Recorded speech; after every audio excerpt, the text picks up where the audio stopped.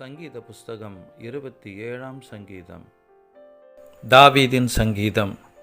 கர்த்தர் என் வெளிச்சமும் என் இரட்சிப்புமானவர், யாருக்கு பயப்படுவேன்? கர்த்தர் என் ஜீவனின் பெலனானவர், யாருக்கு அஞ்சுவேன்?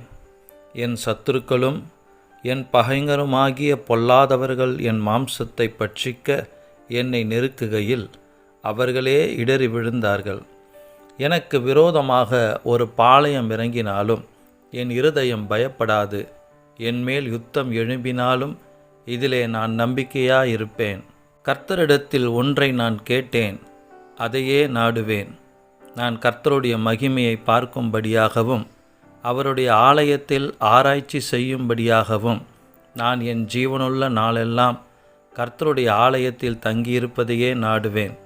தீங்கு நாளில் அவர் என்னை தம்முடைய கூடாரத்தில் மறைத்து என்னை தமது கூடார மறைவிலே ஒளித்து வைத்து என்னை கன்மலையின் மேல் உயர்த்துவார். இப்பொழுது என் தலை என்னை சுற்றிலும் இருக்கிற என் சத்துருக்களுக்கு மேலாக உயர்த்தப்படும். அது நிமித்தம் அவருடைய கூடாரத்திலே நான் ஆனந்த பலிகளை இட்டு கர்த்தரை பாடி அவரை கீர்த்தனம் பண்ணுவேன். கர்த்தாவே, நான் கூப்பிடுகிற சத்தத்தை நீர் கேட்டு எனக்கு இறங்கி எனக்கு உத்தரவு அருளிச் செய்யும். என் முகத்தை தேடுங்கள் என்று சொன்னீரே, உம்முடைய முகத்தையே தேடுவேன் கர்த்தாவே என்று என் இருதயம் உம்மிடத்தில் சொல்லிற்று. உமது முகத்தை எனக்கு மறையாதேயும்.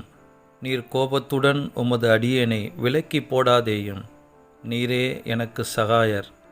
என் இரட்சிப்பின் தேவனே, என்னை நெகிழவிடாமலும் என்னை கைவிடாமலும் இரும். என் தகப்பனும் என் தாயும் என்னை கைவிட்டாலும் கர்த்தர் என்னை சேர்த்து கொள்ளுவார். கர்த்தாவே, உமது வழியை எனக்கு போதித்து என் எதிராளிகளின் நிமித்தம் செவ்வையான பாதையில் என்னை நடத்தும். என் சத்துருக்களின் இஷ்டத்துக்கு என்னை ஒப்புக்கொடாதேயும்.